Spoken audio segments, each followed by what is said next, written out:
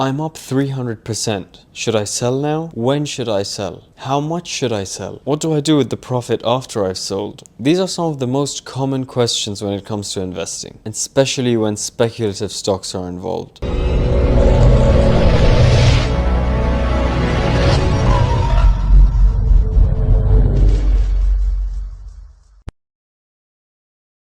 So it's already a tricky thing to find a good speculative stock that gives you higher returns. But what I find even harder is taking the profit on that winning stock. Before we continue, I'd like to just say that nothing in this video is financial advice and it's for entertainment purposes only. But taking profit on a stock becomes a lot simpler when you subtract the emotional element from it. So one important thing is that you need to disassociate emotionally from the stock. You need to remember why you've invested in this stock. It's to make money.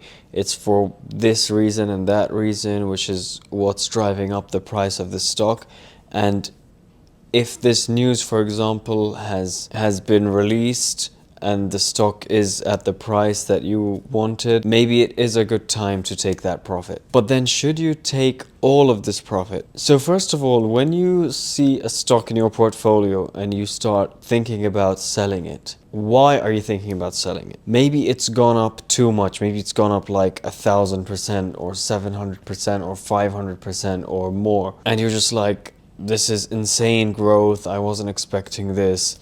I don't know how long it's gonna last. I want to just secure my profit. Maybe you need the money. Maybe you just simply need the money and you think the stock could maybe continue and go even higher and I'm not really where I want it to be, but I need the cash. Maybe the company's released some news that they are changing some plans that you were hoping for, looking forward to, or that you were counting on. And now the company doesn't make sense for you anymore. Or maybe it's grown so much now that it's become too big a slice of your portfolio and you just need to rebalance a little bit. These are all valid reasons to sell a stock or to take some profit. And let's go through each of these scenarios one by one. Needing the money. If you need the money, you need the money. You're broke! You're poor! Like, if you really need it, like there's no other solution and you need the money. At the end of the day, it's in profit, and taking profit is never bad. Like, you're making profit, it's fine. It's not such a bad worst case scenario. Like, your worst case scenario is that you're making profit. It might even be a very good profit. Yes, you might miss out on future growth with the compounding effect, but you needed the money. As for the stock taking too big a chunk of your portfolio, rebalancing is the sensible option. So if generally you don't have one stock that takes up more than like maximum 10% of your portfolio, and you have one stock that's grown so much that it's now like 40% of your portfolio, that is quite risky to have 40% of your portfolio in one stock. So the sensible, normal thing to do would be to rebalance and to trim that position, and ideally have done this before it even reached 40% of your portfolio. Maybe when you see it creeping up to like 15-20%, you start trimming and spreading that money into the other stocks. I have talked about how Rolls-Royce is now taking a more than usual chunk of my portfolio, and I know that this is unideal, but I'm choosing to continue with this. And I'll get to that later on. If the company is changing their plans or their ideas that you invested for, and you don't think that their new ideas are going to be successful or are going to keep driving this explosive growth, then it would probably be a good idea to just sell everything or maybe leave like a small amount just in case. But if generally you feel like, no, this is not a good idea, I personally would probably just pack up the position. Although I feel like this scenario is quite unlikely for something to go up like 600% and then the company comes out with some news that they're gonna like ruin everything. And if they did, it would probably crash before you could even take action, to be honest. In which case, maybe it would be sensible to have a stop loss. If you have something that's gone up so much, maybe keep like a stop loss kind of thing, in case some shocking news happens, because it gets really depressing when you see so much profit and it disappears. But generally, the stocks that are in this category are the ones that are having explosive growth over a short period of time and their valuation doesn't really make sense. Sort of like Palantir and these kind of stocks that have gone from like, I don't know, like 100 billion to like 800 billion, like in a week or a month or something. And it makes no sense. For example, I don't remember what, and you're just like, this price does not make sense. Like, this company's value did not become 5x of what it was last month. Like, it makes no sense. It is way overvalued, and this profit is extremely high, and I don't know how long this will be sustained. So a good move, one that I've done as well, is taking out your capital and some profit and then leaving the rest to just ride and just see what happens with it. Of course, this depends on your appetite for risk. If you prefer to play it safe, this might be a good time to sell maybe 80% of this position and just leave 20%. What I did personally is sold like half, which was already my capital with double, and left another half. So, like, even if this went to zero, I have still doubled my money on this as a worst case scenario. And I'm choosing to be a bit extra speculative, and I enjoy taking risks, but I prefer when I can take a risk for free.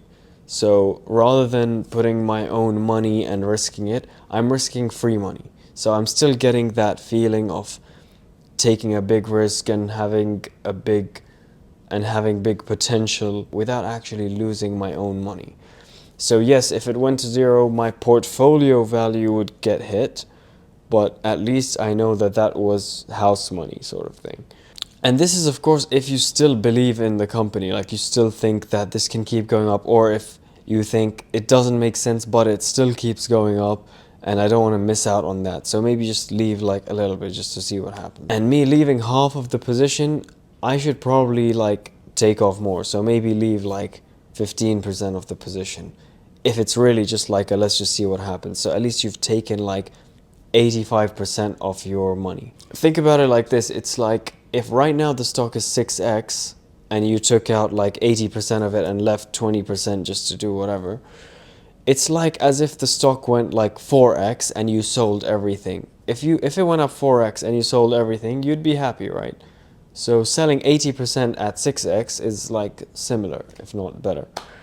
And you still leave a little bit for like more growth. I would do the same thing if the stock hit what I was waiting for. So if there was some specific news, like if I'm waiting for like Rolls-Royce to get this SMR contract approved 100%, and it happens and the price is where I expected it, for example, this would probably be where I would say, okay, time to sell like 80% and leave a little bit just for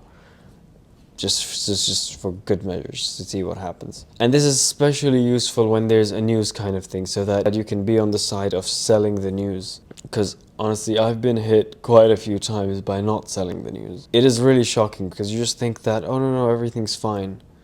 And then the sell the news wave hits and the whole world comes crumbling down. It's not wrong to like sell out of a position completely if you've gone up like 5x, for example, to just sell 100% of that and then put the money somewhere else.